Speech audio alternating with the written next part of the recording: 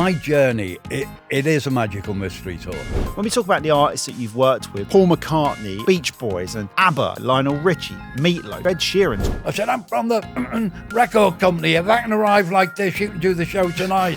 And then he called my bluff and he said, okay, I'll do the TV show on the proviso that you arrive on the TV show the way you arrived at my house.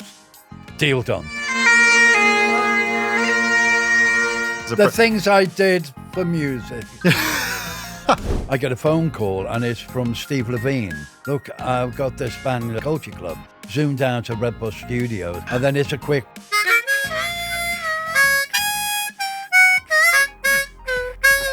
From end to end, how long did it take you to create that sound? 20 minutes, 30 minutes. If you had to pick the greatest decade for music of all time, which one of those would you pick? It's a bit predictable because I'm going to say the 60s. It was the fun, it was the fashion. Now there are some great musicians now, but now it's become a business.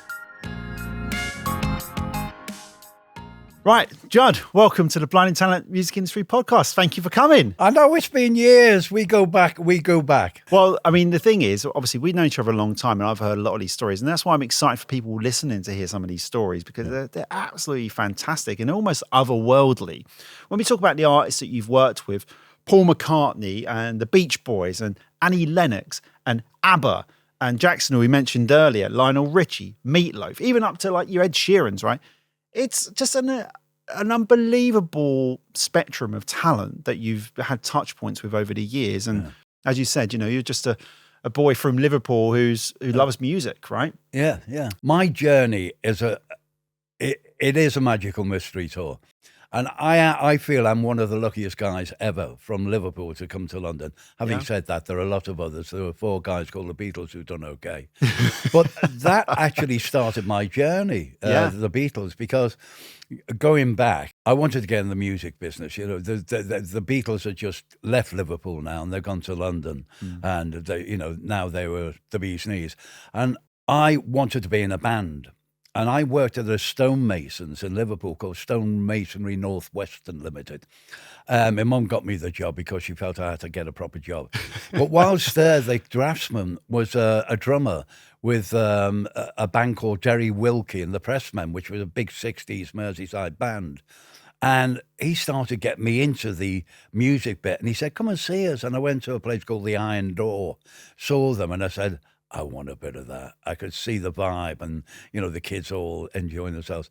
So I thought, okay, I've got to leave and get a proper, a music job, much to the annoyance of mum. I'm now trying to get a job with a band. And I put a little ad in a shop called Frank Hesse's Music Shop, which was a famous shop in the 60s in Liverpool. And I said, a sax player looking for a gig, because I bought a tenor sax.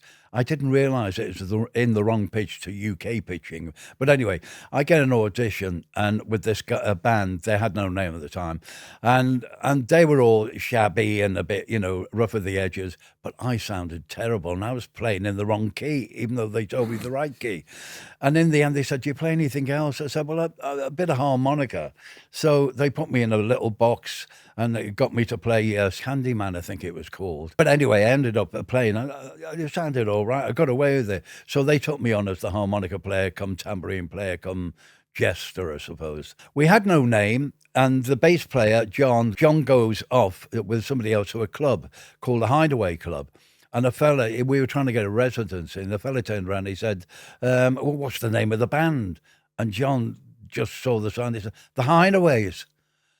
What? Yeah, so we got a residency, and that really honed our craft.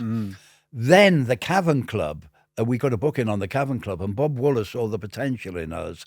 And with the Beatles and all the Mersey beats leaving, they needed to fill the gap and create this new agency called the Cavern Club Agency. So we were one of the first bands to be signed to the agency. And rank then, because of the 60s, because of the Beatles' success, the cameras, the ITV crews all coming to Liverpool to hear about the Mersey beat. We then, Timex watches, wanted to do a campaign on a watch and wanted a band. So they picked us. Right. So wow. We were the band. It's called Ticker Ticker Timex. And it's in black and white. And it's the first ever advert that featured a band in. Wow. And it's 60s, around about 64, I think. This is the first activation of a band and Yeah. a brand working together. Yes, in they the saw the history of potential. TV. Yep, it was branding in a Fuck. way. So there's a picture of us in black and white playing on the Cavern stage, and the camera zooms into the watch, and I'm playing guitar on that one. And it's Ticka Ticka Timex at the Cavern Club. And the irony was that day we worked our butts off because we'd done the advert in the morning with Rank. Then lunchtime we played the lunchtime session for the kids. Then we played the evening session.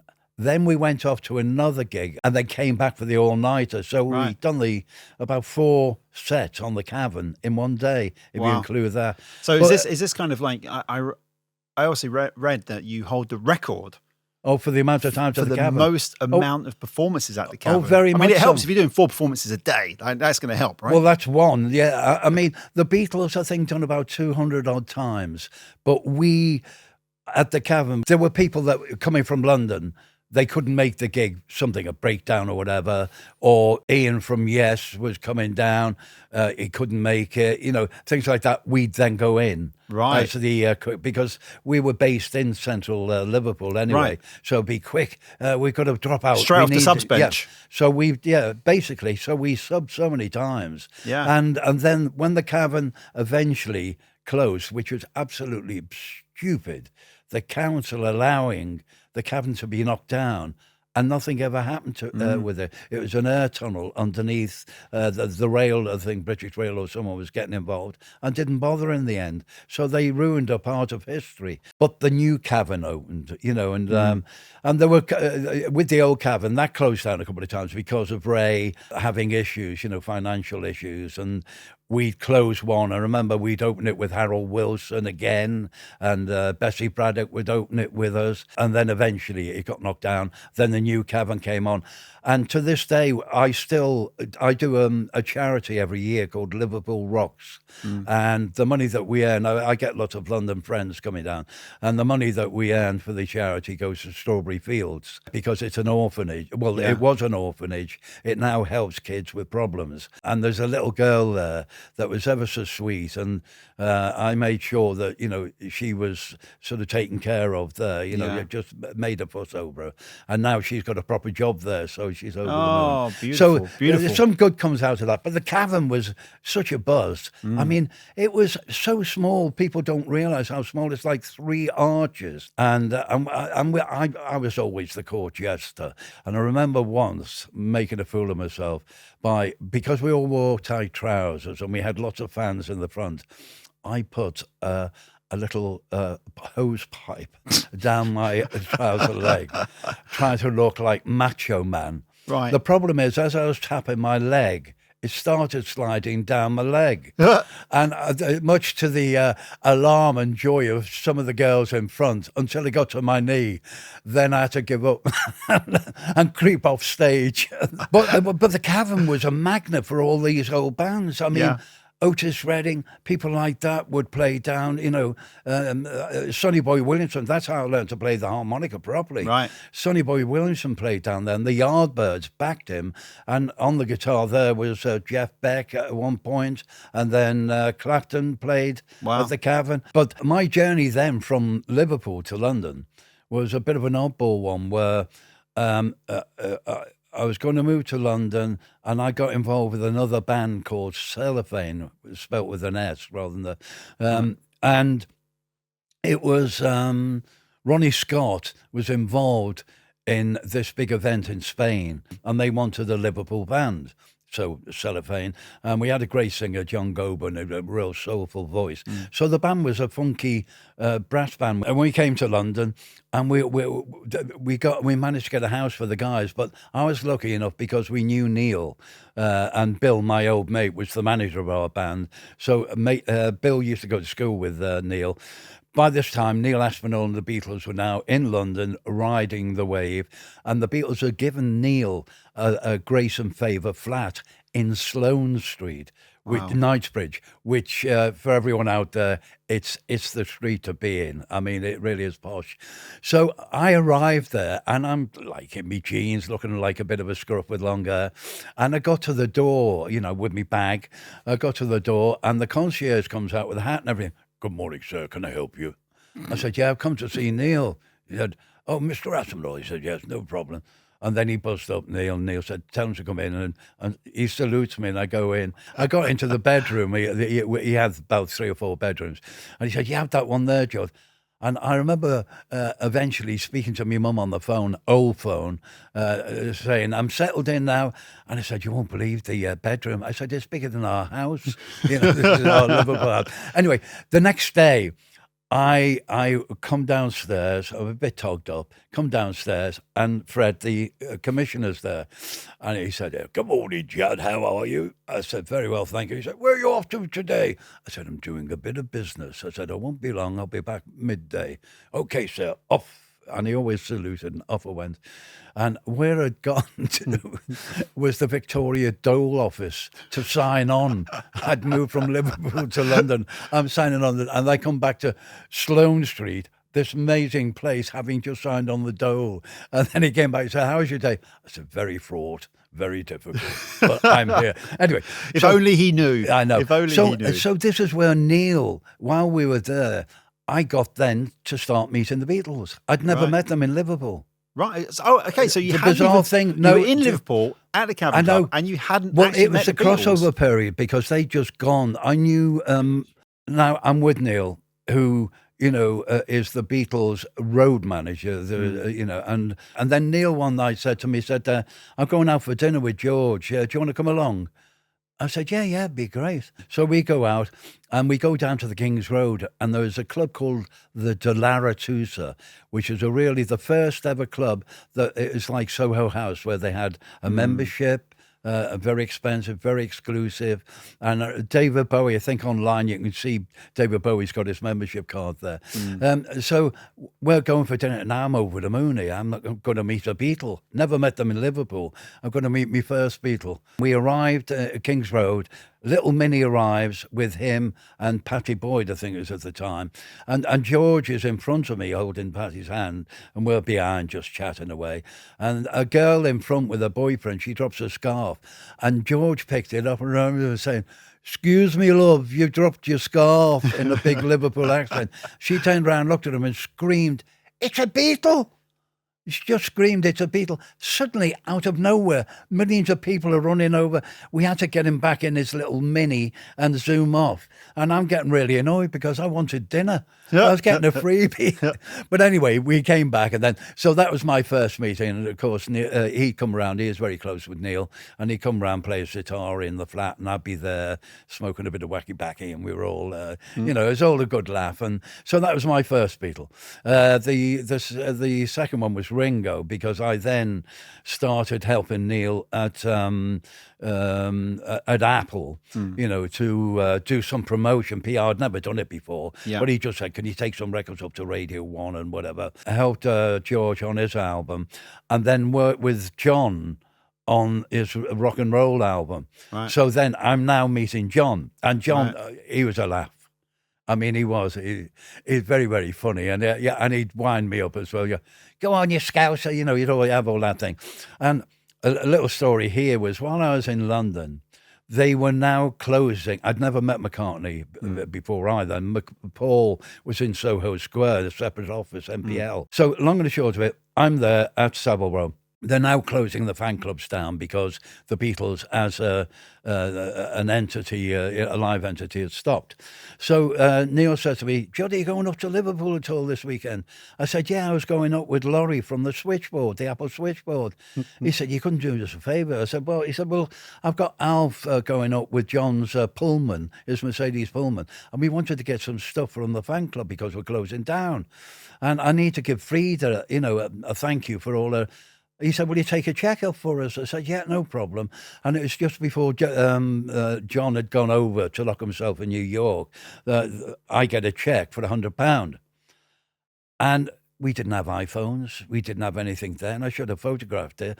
But I had this check, and I went to Liverpool in this amazing car with blacked out windows, and I made sure that Joe, the driver, stopped at every motorway cafe so I could get out and look quite cool and get back in. I go to the toilet. Anyway, I gave her the check, and we all went out, and all wacky things happened there, and the roof gig. At the roof, on top of the roof. I was there on that day. I went down to see George. So the famous Beckham. roof gig, Yeah, the Beatles played. I'm You up were there. You're up. Yeah. You're up there. You with try them. and spot me though. I was so cool. Mal, it all started. It was a rainy day. I always remember it. It was a miserable day, and I went down. Neil had gone to hospital. I think he had some tonsils or something. And he said, go down there. He said, Mal will be down there. He said, they're all going to be mad busy. I went down. I saw George Beckham, who was another Scouser. They had a lot of Scousers working for them. And George used to do the cuts in Apple, where, the lacquers. And he'd do all the lacquers for them. And in the middle, he'd do a Porky Prime cut. And that used to be his little moniker.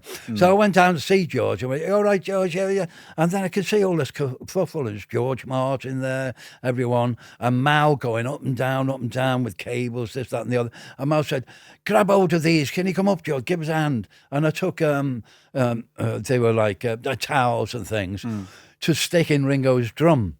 So we're up there, and it's now piddling down with rain. So I'm sticking that in the drum, and all the other guys are there, and I'm saying hi to McCartney, who didn't know who I was. And I snuck round the corner with a couple of the girls from the reception, and we're tucked around behind the lift. Well, it wasn't a lift then, it was the stairs. So I'm tucked around there, trying to be discreet. So discreet, you can't see me. And a friend of mine filmed it, and we're looking through, and I said, I think you see half of my head, but I'm being too, true to keeping out of the way. I mean, that is a true moment of history. Oh, it was fantastic. In music that I didn't stay for the actually part of. Again. Well, I stayed for the get back bits, and then I zoomed up because they carried on. The police were coming at that moment. They were trying to get rid of people. And working in that space, that's obviously through the 60s, early parts of the 70s now, right? Yeah. So let's kind of, because I'm conscious. Because that linked me to my first job as a PR man. Right, yeah. Because they gave you the PR role to go to Radio 1, right, with the records? Well, yes. But they already had, there was the Warner, at that time, Warners were involved with John. Right. I used to work in tandem with them. But this accidental plugging gig that I got, because I got session money for working with Badfinger. Right. And I've still got the invoice of that one. That was quite sweet. Mm-hmm. So I then got picked up by Charisma Records. And that was a bizarre introduction. But Gail Colson had heard about me, cheeky chappie from Liverpool. And she said, have you ever plugged a record? I said, well, what do you mean? She said, well, you go to radio. And I said, well, I've taken a couple of things up with she said, well, do you want a job? Do you want to? So I ended up working with Genesis. And suddenly all these cool bands, the Nice, Genesis, String Driven Thing, there were all these, Lindisfarne, all these amazing bands. So is this all through the 70s now? Yeah. And I didn't realise how cool that was. Yeah. But well, I mean, that's fucking cool. Yeah. But I guess at the time, though, it doesn't seem that way, right? Because it's just the job. Yeah. But it was just, at that time, it was now getting very, very cool. And I'd still go to the Ship Pub, which was just up the road from Charisma Records, which was in Old Compton Street. And the Ship Pub, I used to drink of a night time there with friends in the hope that session work would come, because next door was Trident Studios. Right. And eventually I got to play on Nazareth's album by default, because they wanted a piper, and they couldn't find a piper in London. I'm sure there were many, but, they were just looking around. And I knew that there was a set of bagpipes in a shop, music store, and I'd never played them before, but I got a little bit of a noise out of them when I put the reeds in. I'd quickly done a bit of research, and I went in the studio. But what I didn't realise is in the studio, because of the air conditioning and everything else, it really puts the drones out of tune. Well, it sounded like a cat had just been murdered, and they were killing themselves laughing. And in the end, I managed to do something on the chanter. It's a track called Glencoe Massacre. And they said, do you play anything else? Sounds like my audition. I said, I play a bit of harmonica, or Muthi, as he called it. So I ended up playing harmonica on there. And then they gave me the credit on the album sleeve of, what was it, Judd Lander or something. There's a silly little quote on there. But that was one of my first pucker sessions. Yeah. And so I had this dual role of being a PR man and a musician. And I got a lot of respect from the musos because of my musical background. And I got respect from Radio 1 producers because they knew I knew a little bit about... There's one guy there called Mr. Belcher, Ron Belcher. He's a producer, but a very hard producer. And he couldn't tolerate pluggers. He hated them. And anyone that went in there, he'd throw a question at them or whatever. I'd go in with my record and he'd ask me, okay, what key is it in? And I said, play that again. I said, B flat. It goes into mine. I'm impressed. I'm going to put it on the playlist.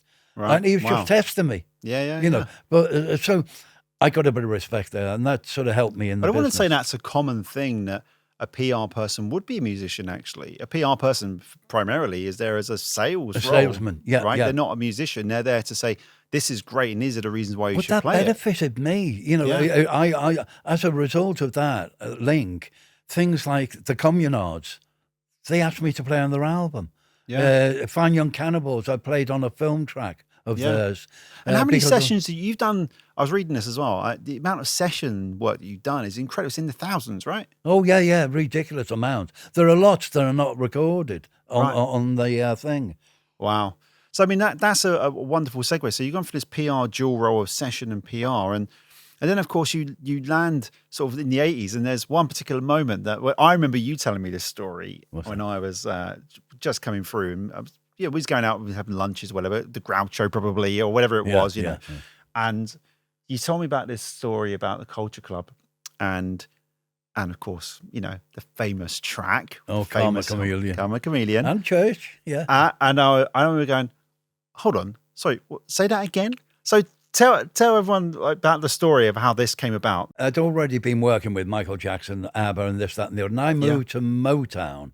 I took on a new role at Motown as a sort of label manager, whatever. And that was a weird period. I mean, I was out of my depth by taking that directorship on. But I'm working away at Motown, doing my thing.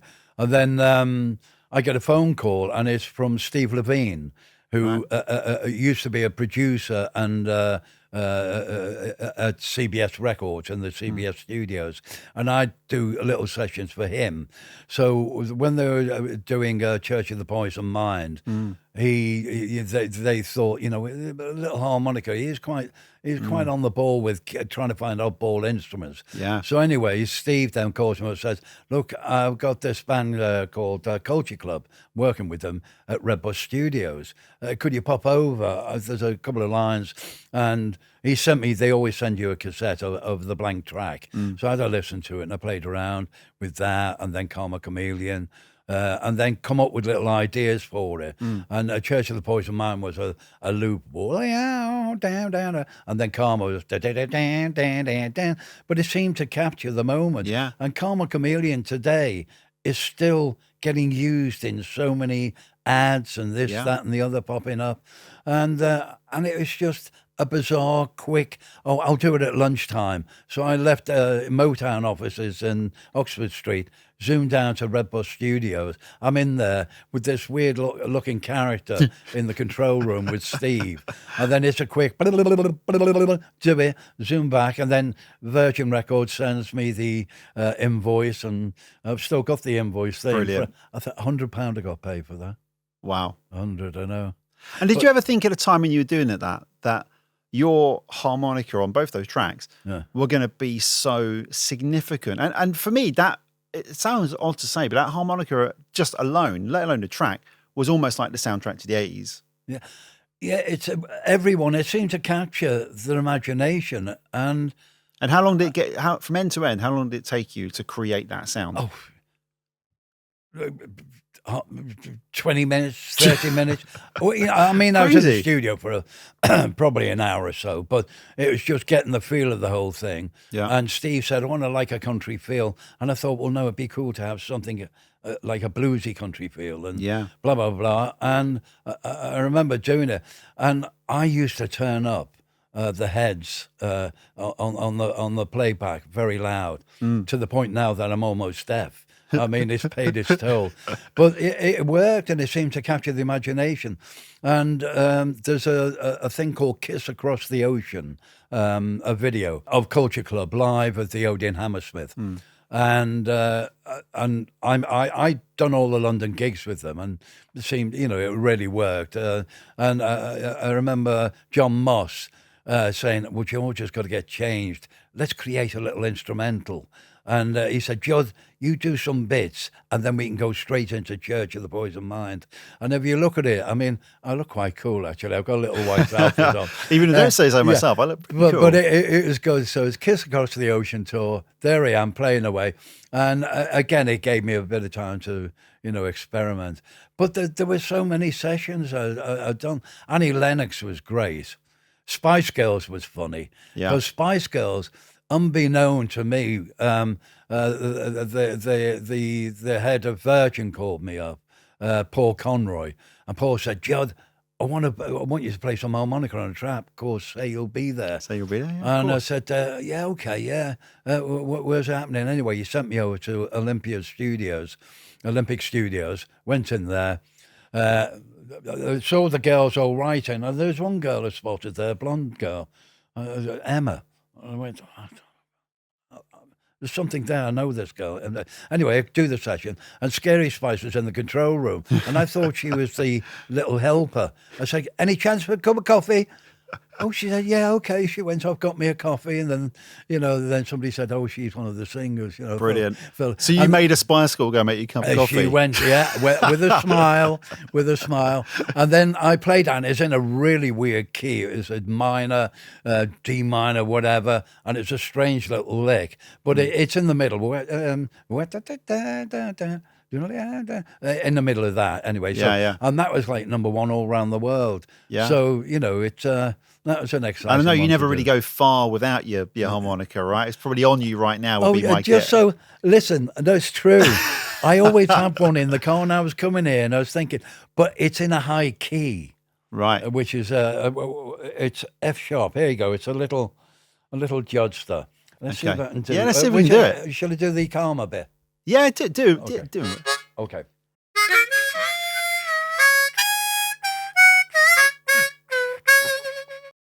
Beautiful. Oh, yes. you remember the whistle test?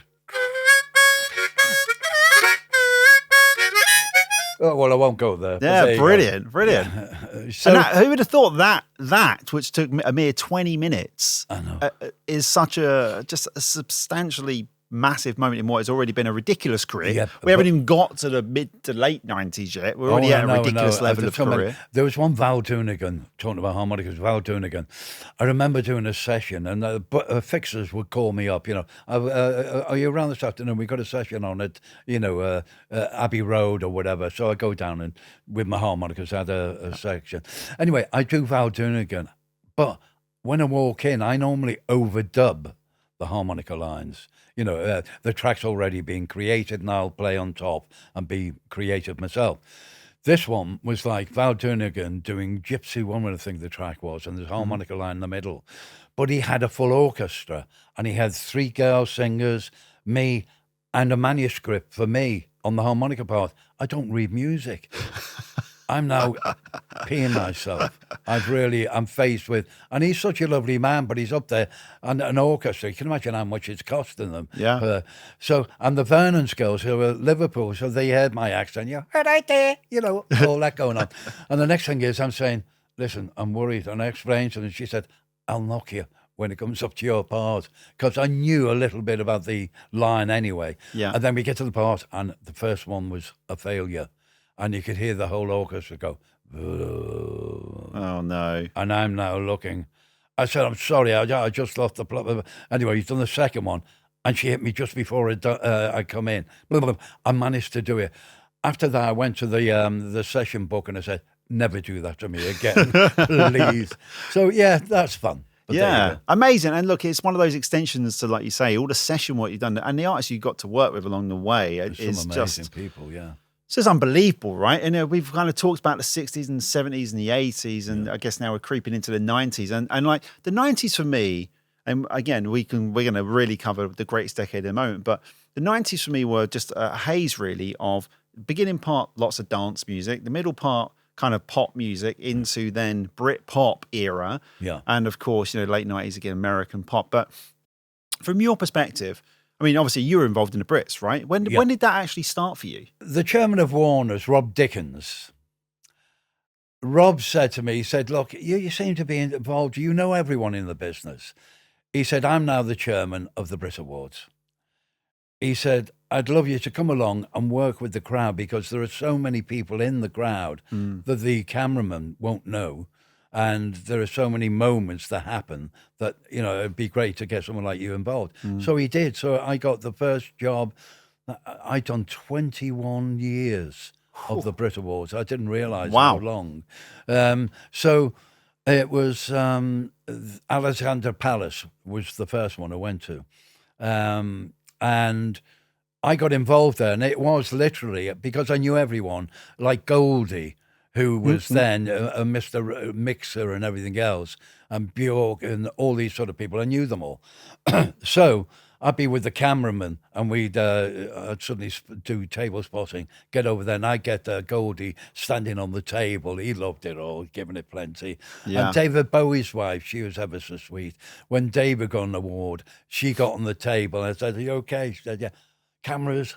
So we captured all these little moments. Yeah. John Prescott. I was there right next to Don. I think I made page 1 of the Express, covered in water with John Prescott there. And they were the fun moments because the Brits in the early days, something was bound to happen. Jarvis Cocker, you name it. Brandon Block, all of that, Amy, actually, she was quite sweet. Amy Winehouse. Amy came up to me because all the musos and various people knew what I was doing, and they liked their moments on camera as well. So they come over and have a chat, and Phil Collins' manager, he said to me, he said, "Oh, Phil's over there, by the way." I get all these pointers. So with Amy, I remember coming over at the moment where there's a little gap in the recording, and she said, "Judd," she said, if I win, should I win, will you get a shot of me mum and dad with me when I go to get the award? And I said, well, if you win, I might just do that for you, but only if you win. And off we go. And of course, she won. Yeah. And the camera, you'll see the shot. And you would have known that. Sorry? You would have known that, presumably. Oh, yes, I knew all the winners. Of course, yeah. Well, I used to play the camera off. I go with the camera to the one that's lost. Right. And you'll see them expectations. Some of them knew, some of them didn't. Right. But the ones that didn't, you could tell because they were getting all excited. And then the winner is the camera go over there. That sounds unnecessarily cruel, actually, to me. I did feel bad, but then, we're going to win. But with her, you'll see when she gets the award, for not Lifetime Achievement, it was one of the awards. Anyway, she goes to her mum and all that bit, and I keep the camera there to capture that moment for her. And then off she goes. And then at the back, it was backstage, it was fantastic at the Brits. It's like party time all the time. Everyone piddled. And she came over to me. She was drinking orange, actually. Every time I saw her at the Brits, she was not out of her head. She was always seemed very tight and together. Yeah. And she came over, gave me a little hug and a kiss, and thank you. So I thought beautiful. That was quite sweet. That's beautiful. But so the Brits, that was funny in itself. It was. So when did you start the Brits? Was that it must have been in the 90s then, right? Well, Alexander Palace, I don't know what year that was. That was Ali Pali. Bjork was on that show. Of course, she was on the most recent one as well, Bjork. Oh, I know. How crazy is that? She gets the medal for the Brits. And then Freddie Mercury, I think, was it the Odeon or... Freddie was on there when Freddie was not too well. Right. But it's great to talk to everyone backstage because they're all chilled, all peacocks and all. Most of them are well oiled. It's quite funny. And my last one was Madonna and that. Oh, with that Tuggy being Tuggy. pulled off the stage? Yep, that was my final. Because there was a lot of debate about whether that was real or staged. No, it was real. Right. Because I remember going backstage, and as I'm walking past the dressing rooms, I could hear screaming going off. And it was a lady called Barbara Sharon. Oh, the legendary PR Barbara Sharon. You can't print that. I want you. She was like the sergeant major. She's quite funny, actually, Barbara. I go back years with her. I saw her recently at the Brits, actually. Yeah. So no, that was that was an amazing period, and What was your favourite moment at the Brits that you were involved in? What was your favourite moment, or most memorable moment? The Brits. Well, I think Amy was quite sweet. Take That. I really got on well with Take That, because the irony is, and they were always great guys. I mean, I think underrated a little bit in some musical terms, but Mark, I ended up playing, when the band split, I ended up playing with him at the Shepherd's Bush Empire. We'd done a live gig, and it was fun. He was great. Yeah. A fantastic live set, playing a bit of harmonica. Yeah. I then worked with Howard. Was that around when he was doing, like, was it Clementine, or was it more like was it 4 Words? Was that what it was called? No. I think it was Clementine. Clementine era was like end of the night. Yeah. And then Howard I'd worked with, he was signed to RCA. I played on his album. Yeah. But I'd never got to play Robbie. We'd met a couple of times, Robbie and I, but through his producer. Yeah. And that was it, just the two guys. So every time they played, they'd all have a laugh with me at rehearsals, and it was a great. I found the rehearsals were better than the actual show, because the band start chilling out, and playing little riffs. And I remember seeing Prince and some of these people, if I could have recorded the rehearsals, they're the bits that I love, the impromptu little things. Do you know the bit that I remember at the Brits? I was very, very fortunate, obviously, in the role that I had. I got invited to the Brits very often, and quite early too. Yeah. But one particular, I can't remember what year it was, but Prince was playing. Yeah. Prince was on stage, and he was doing Purple Rain. Yeah. And there was a moment, and I was at the table, and I was watching. Yeah. And I was just like, Prince is like a fucking god as far as I'm concerned. I'm watching him, and I just sort of glanced to my right, and I just see Dizzy Rascal here. Yeah. And we just both looked at each other and went, Yeah. this is crazy. Prince is the musician's musician. He's so talented. He can play anything. And I think there was an interview in the States where the guy said, I bet you can't play 23 instruments or something. He said, you know what, I'll play 25 for you. Because he couldn't understand how, he's just an amazing guy. He really was. You're right. The musician's musician, and famously could play anything, right? But the gigs, he'd do a gig. I was at Warren's at the time. He'd do a gig, and we'd all go down to his normal gig, whether it be the Odeon or whatever. And then after that gig, he would go off, and he'd do another gig at about 12 o'clock in the evening at a small club in Camden. I remember doing that, going from one gig, amazing, going out, having a quick slurp, and then going to the next gig in Camden in a little club. And he's playing away again till about 2 a.m. He was a workaholic, but amazing. But this is the thing. These great legends of music, it doesn't just come to them, right? No. They work at it. Look at the journey you've been on. You didn't just happen to get a career in music. You worked your nuts off to get there, right? Because you had that graft and that effort coming from that Liverpool background probably helped, right? I think it's a lot of luck as well. I mean, it's getting to meet, and at the time you don't see them as icons like Michael Jackson. Because I got on with Michael with the band. Yeah. Then I worked with Michael on his own when he went solo, the Off the Wall album. And there was a funny moment where he'd come into England and we'd have to get work permits. So I'd normally meet them at the airport and I'd jump him in a limo. I remember having to do an interview in the South Bank studios, London Weekend at the time. And we're in the limo and we're late. And I'm passing now the Palace to do a shortcut. And I noticed the flag up. I said, oh, she's in today, the Queen. Chad, how do you know that? I said, if the flag's up, the Queen's in residence. If the flag's down, she's not there. She's probably somewhere in Edinburgh, or Scotland or wherever. And he couldn't believe it. It And blew he's his looking at the mind. soldiers, and he said, they look so lovely, don't they, all the colours? Anyway, we go off to the studio and we do it. He'd come back again, and we're now doing Top of the Pops, say.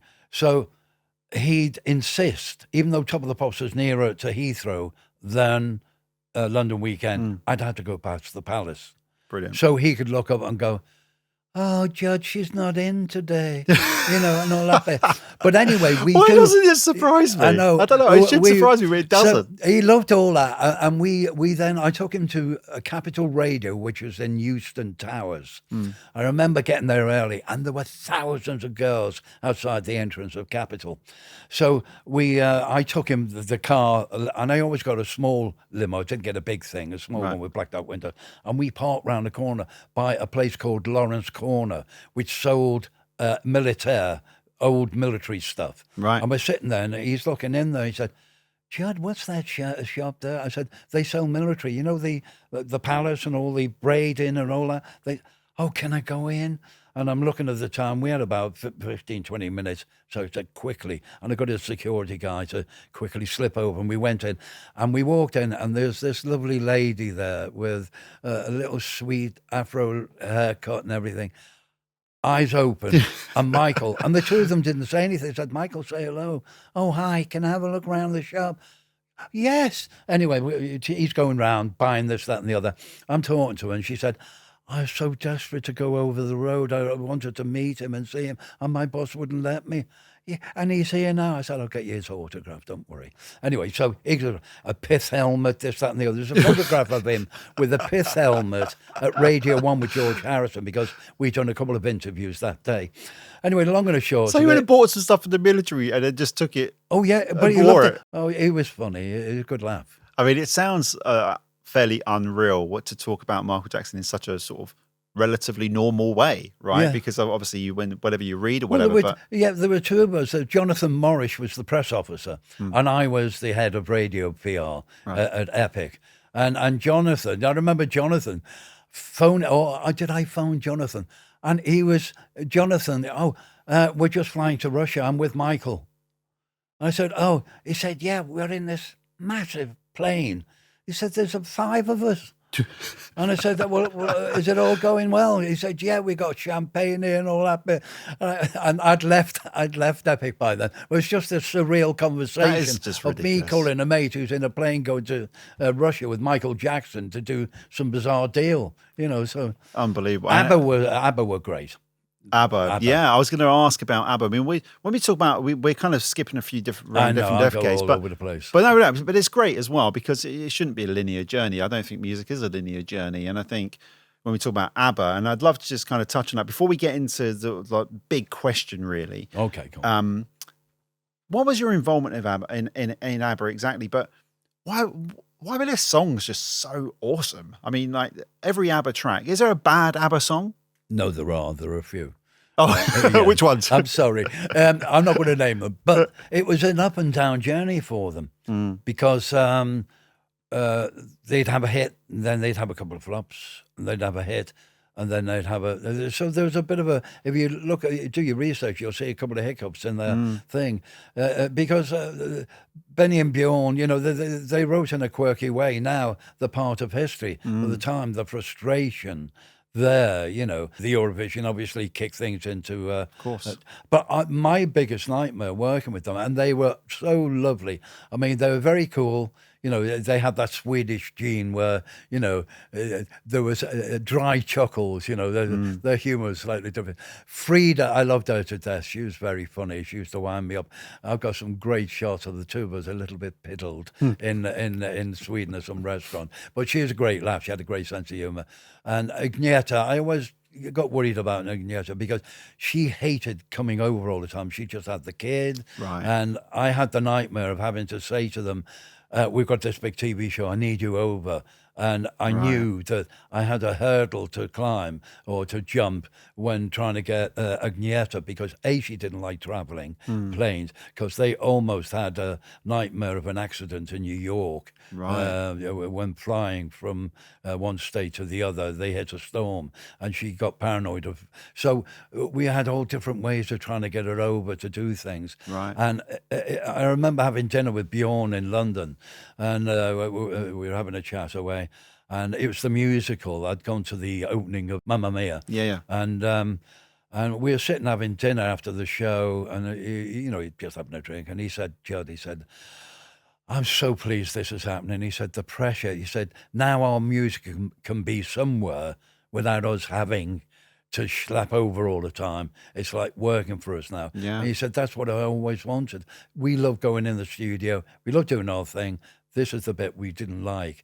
And he said, I've got this idea of and we're going to try and invest into this animated thing to see whether we can mix animation with some live music or whatever. Bjorn and Benny have got their wish where the music's out there around the world without them having to actually be there. Wow. So it's funny, isn't it? You think about the biggest problem. The biggest problem was to travel, and yet they've circumnavigated that with holograms.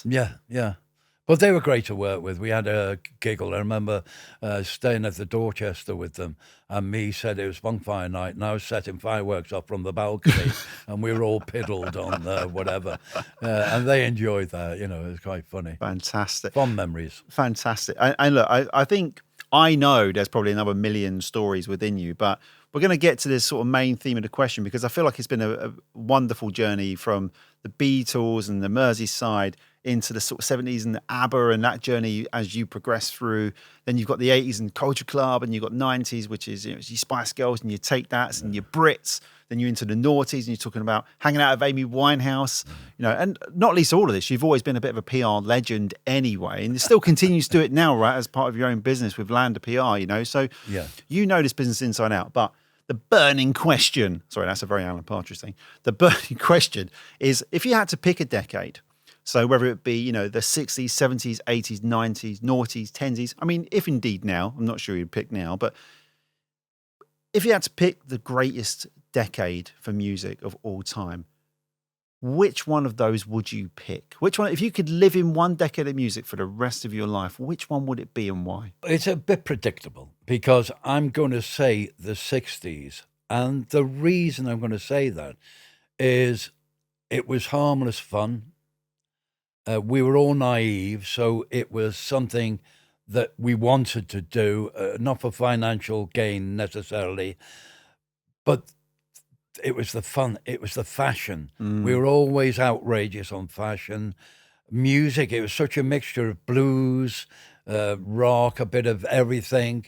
So to me, that was the safest, warmest fun. I mean, to see the Rolling Stones in Hyde Park free was the plus of the 60s. Yeah. There was so much happening in the 60s, and the excitement as a teen in the 60s, wow. There are other periods like the 80s I thought were really cool, because there was a new nuance of music coming out, this, that, and the other. Now, there are some great musicians now, Taylor Swift, I loved all that, but now it's become a business. Now it's very mechanical. And I like to see organic things. There's a band called the Vintage Explosion, which Rod Stewart talks about a lot. I done an interview with Rod last year. It was about a project where he was helping. But he mentioned this band, Vintage Explosion, from Scotland. They haven't had big hit records in the national charts, but they are the epitome of a band in Glasgow, working away, doing some amazing work and live work. And it's sort of a bit retro in its makeup, but it works. And there are a lot of other little bands that are popping up in the UK now. But the problem there is, it's the pressures on them. They've got so many pressures now. I mean, trying to get signed to a major is a problem now. The major just wants cream of the crop. They always did. Yeah. So you as an indie have now got to use your savvy. You've got to work out distribution. You've got to work out your socials now. There seems more and more socials. And that is time consuming for an artist trying to also gig, so it really is a labyrinth of things. And the pressures on bands now weren't what they were in the 60s. But I still believe that I admire any young artist now. AI is the big issue now. And it's true. I had a guy call me up from LA. Hi, you Judd Lander. I want to promote my record in Europe if it's possible. Would you? I said, yeah, chat to him. I said, send over the stems or send me the music. Let me have a listen. I had a listen. Fantastic. It was like an orchestral R&B stroke country track, a bit bizarre in its makeup. Great vocals. And I had a chat with him about the whole thing. It was all AI. He couldn't sing. He said, I can't sing. I put it through a vocoder, my vocals. Yeah. And the orchestras obviously are sampled. Yeah. And I'm now trying to get my head around AI. And if I want to say, I love the business. That's why I'm still in it. But if I'm going to veer off, how am I going to do it? I've got to now get my head around AI and the positives of it, which it'll have positives, but also the negatives. Getting a guy who can't sing, having a hit, and then going to a gig and seeing a girl with a brilliant vocal and doing it on her own with a guitar. Which would I prefer to work with? Well, obviously, I'm more inclined to go with the real organic thing then. But then, if I want to move ahead and it's the future, I've got to see how that's going to adapt, and hopefully there'll be a happy ending. I think it's a really good. I like the way you bookended this, because you're talking about the 60s, and actually the wonderful thing about that was the real human components of that. Yeah. You would go out, you'd experience it was a real visceral experience. Everything was new. Yeah. Even brand deals with watches. It was a brand. We're going to be on TV and we're going to get a camera pointed at the watch, even though it broke the next day. It doesn't matter. Yeah. The point is, you've kind of gone from this really visceral, human, and real connection with music to now you now look at music and go, well, actually, we've gone through the streaming and digital era, which is really the 10s and 20s, I suppose. But now we're in this AI era. And I've had the same thing. We do social media and digital marketing. And, and so I've had the same experience where I got called up by another guy, actually. Same thing. I've got this, I'll send it over. Yeah. And then he says to me, I was like, this is great. Like, I listened to it. I genuinely thought, this is excellent. This is really good. Yeah. And he went, I'm glad you liked it, because not many people want to work with me because it's AI. Yeah. I went, oh, okay. Yeah. And it's I know. It's got that good. Someone who's been listening to music my entire life and curating it and doing all sorts of things. Yeah. I'm listening to this and going, okay. As you rightly say, now you've got musicians who can't play instruments, who can't sing, creating ace work that sounds like 20, 50,000 pound productions. Yeah. Where does it lie? Then I kind of tried to think about it like you did. I'm trying to think, okay, well, it's going to have positives and it's going to have negatives. Yeah. And so in some ways, I think about the era we're in now as being potentially the greatest music era of all time, because the opportunity to democratize and level up musicians has never been better. Well, it's like mixing, if you think about it, creating tracks, but using other people's tracks to create a mix. So in a way, that was like its little AI days, where you'd say, you'd have your pompous people saying, oh, well, that mix, well, what's all the fuss about that mix and all that bit? It's not real. But it became real. And, Run DMC, walked this way. I worked with Run DMC. They would have screamed. But, they merged with the rock band. Yeah. To have a massive hit. So I'm all for, moving forward. But I do worry about the casualties, the music casualties. Yeah, and I think with any technological, and because you've had the privilege of seeing all of the different decades, you've actually seen technology in real time change consumption habits. So you're in an incredibly unique position in many ways, Judd, because you are a musician and you're a PR. Yeah. So you've seen it from a composition musician point of view, how technology has advanced things, and you've seen it from a PR side things in terms of how you get your music out there. Yeah. So it's an incredibly fascinating view, but I love the fact that 80s was a second there for you. I felt like you was thinking 80s, maybe, no, 60s. Yeah. 60s. Yeah. 60s. And I think for me, I was wish I was there. alive in the 60s. Honestly, believe me, I really wish I was alive in the 60s. It was that fun. Honest, it really was. And I'd love to share that with people. It was a buzz. It was harmless. There was no aggression. It was, because of online technology, Facebook, this, that, and the other. Yeah. We now see the worst of the world, Yeah. as well as the nice things. Yeah. Then you didn't see the worst of the world. Yeah. It was all, you made your own fun. There was not many drugs. I mean, there were the uppers which would keep you awake all night, which I'll not talk about, but I was very thin then. But it was the harmless days. It was the harmless days. Yeah. And I still love music. It's in my bones. I mean, I've had such a great journey, and I've been so, so lucky to meet so many people. Even King Charles. I remember giving him an opera singer called, not Caterina Caselli was Andrea Bocelli's manager. And she came to me with an artist called Filippa Giordano. And I managed to get her to perform for Prince Charles at one of his fundraising dinners. And there's a funny photograph of me having a chat with him, trying to explain that she doesn't speak much English, and that if you're being seated next to her, I suggest you get somebody that can speak Italian to you, which he did. He did. He took my advice. And what was he like?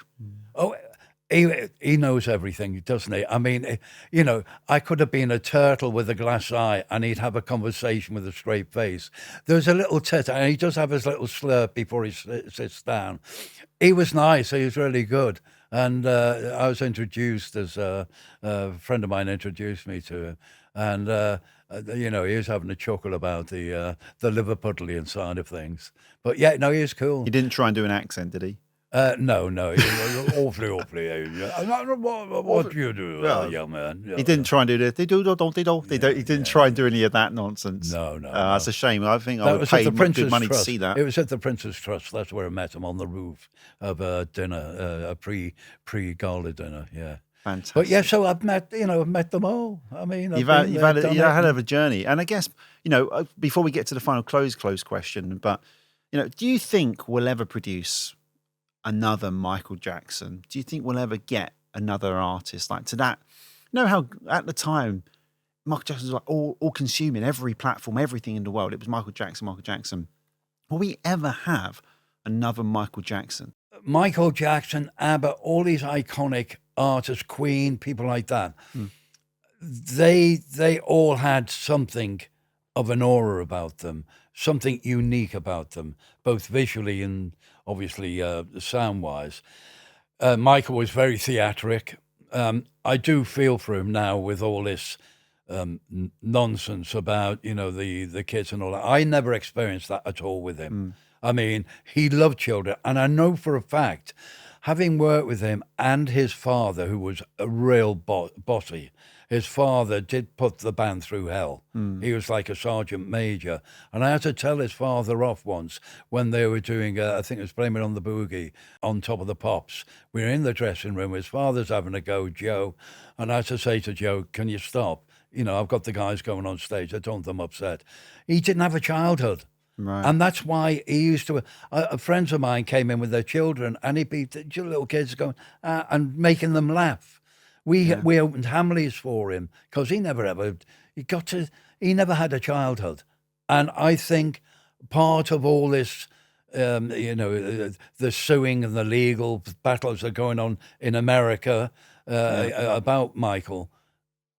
I question some of the motives of the people who were suing him. That's all I can say. I never saw anything untoward, and I work closely with him, as did Jonathan Morris, and we're of the same feeling. I think at that level of artist, there's always going to be conversations around things that are not particularly savoury. Well, ABBA the same with, Agneta and Bjorn, and, it goes on. Well, it feeds, doesn't it? It feeds the media, something to grab onto. It's just when it goes over and tilts on the wrong side that I get a little bit worried and upset. Yeah, but there you go. And I can see, even in this world, as you mentioned, with social now, you see the bad stuff first, because bad news travels faster than good news. Always been true from a human condition, but also now from a social digital condition too. So it's really interesting. So, look, one final question. Maybe there's a really happy future here. Yeah. So, Judd, you've got a crystal ball, and you're looking into the future, 10 years into the future. Just think how far we've come in 60. Yeah. But even how far we've come in the last 10 years. Yeah. What does the next 10 years have in store for the music industry? Well, what do you think? I'm of an age now where I don't know whether 10 years is going to work in my favour, because I am getting on a bit, Now, my birthday goes backwards. Right. I'm 77 now, and I'll be 76 next year, and hopefully I'll get a couple of extra. But the future, it's going to go on. It's going to be, I think, bigger and better, because AI is going to have some plus sides to it. So I see a future there. The artists, I want them to benefit from, the new technology, so that the artist, at least the creator, at least the performer, at least gets a reward from what they do. Well, look, Judd, I'll end on this point. We meet a lot of people in the industry, and some people get to a certain age and the industry's just shit, right? That's how they describe the industry as, oh my God, it's not as good as it used to be. It's not exciting. It's not fun. And I just sit there and think, I'm a little council estate boy that, never dreamed of ever working in music, and I'm working in music full time. This isn't a job. Yeah. This is something you have to love it. You can't look at this as anything but it's an exciting, brilliant job to be in. I totally agree. Just before we go, I've got to say the Jeff Beck story. Go on, and we'll end with the Jeff Beck story. Okay, Jeff Beck. Of all the artists I've worked with, the hardest and toughest one was Jeff Beck, because Jeff hated PR. He hated publicity. He didn't like to publicize himself. Epic had spent millions on a new album for him in America. And my boss said to me, he said, listen, he was an American lawyer, Morris Overstein. He said, Judd, we've spent money on this guy. I want you to get some big TVs for him. We need to get the money back, blah, blah, blah. Anyway, the long and the short of it, I knew he didn't want to do TV. So I went through all these horrible little shows. And then eventually I said, the old grey whistle test. And his manager said, yes, I think he'll do that one. Anyway, it's all set up, and I was supposed to pick him up. The show was going to be live on a Friday from a studio. I was going to pick him up in the daytime. We get to the studio. He does his interview with Annie Nightingale. Anyway, long and the short of it, the night before the actual show, Ernest on the phone, 11 o'clock in the evening. I've got a bit of been out having a little beer or two. Judd, Ernest here. I'm sorry to call you so late at night. Jeff can't do the show tomorrow. He's got too much to do at home. So he let me know that he was at home. So I said, well, he can't get out. It's a live show. They've already advertised it on telly, even in the press. He's got to do it. I'm sorry. You got too much. Anyway, you cut short the phone. The phone went down. I thought, bugger this. How can I get around this? Anyway, so I keep the limo coming to pick me up. And I think about it, and I grabbed a set of bagpipes. Don't ask me why, but I'll put them in the car. Off I go. I go to Tunbridge Wells, and as I get to his house, he's got two gatehouses, and the house is set back in the pile. And as I get in here, I told the driver to stop, and I started taking all my clothes off. The driver's getting a bit worried there, thinking, hang on, is he coming on to me or what? I said, no. I said, look, just stay here. No matter how many hours, you just stay. Okay, boss. So I get the bagpipes out, so I'm naked, and I start playing Hi-Ho Silver Lining on the bagpipes rather badly, marching down his driveway. He was married to a girl called Celia, who was a model. She comes out, looks at me, screams, runs back into the house, and then Jeff comes out with a baseball bat. Now, bear in mind, we've never met before. And he's thinking, she's phoned the police. Who are you? I said, I'm from the record company. If I can arrive like this, you can do the show tonight. He said, no, go away. I wasn't going. Put your bloody clothes on. Anyway, I go in the house, and he's now there trying to ignore me, playing his little guitar, watching telly.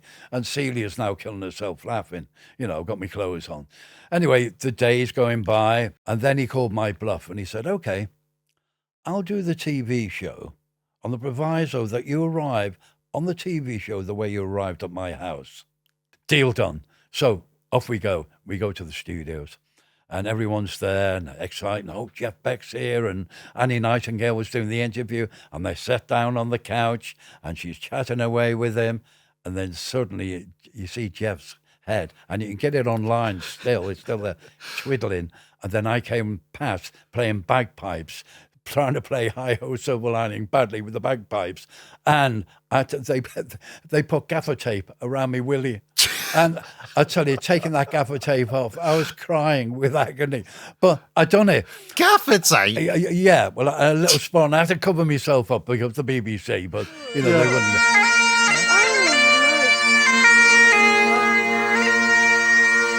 Oh, he said after the show, when we finished, he said, I've got to take my hat off to you, Judd. He said, listen, it's my birthday party at the weekend. I've got, Pete Townsend. I've got all my mates coming. I want you to come along. What, and doing the same thing again? Naked? No. Just come along. That's not a thing now. No, just as an invite to the party. But, Judd, make sure you put some clothes on. Yeah. On that bombshell. But look, honestly, Judd, it's been such an amazing podcast with just amazing, as I knew there would be, incredible stories. And it's just such a privilege to talk to someone that's experienced music industry across so many decades and worked with so many fantastic artists and given us this really unique perspective on, and actually a very positive perspective on the industry about where it was, and kind of where it is today. And actually, I see those two things coming together a bit more now. Human connection being more premium than ever, and artists being able to achieve and reach more audiences than ever before. So it's a really beautiful sort of bookend of your career so far. And I can't wait to read the book, by the way. I want that as soon as it comes out. That will be funny. I mean, there's so many. I mean, it'd go on and on and on and on. I'm assuming it's going to be like an encyclopedia of different parts of your life. There'll be part one, part 200 volumes. Oh, no. Easily. There's so much that have happened. I've got to try and condense. Maybe we'll try and threaten a part 2 out of this at some point as well. I feel it coming on. I will allow you on a second episode of the podcast if you can turn up naked and play bagpipes. At my age, no. You can get the bagpipes, but I'll wear briefs. Hey, look, I've got to go viral. I need that. I need that. I need it. No, but genuinely, honestly, it's been such a great conversation and really an utter privilege. And I look forward to part 2 and Naked Judd next time. Make sure you subscribe and drop us a follow on Instagram to get involved with the conversation. For more information, go to blindingtalent.com or drop us an email at industry@blindingtalent.com. Thank you.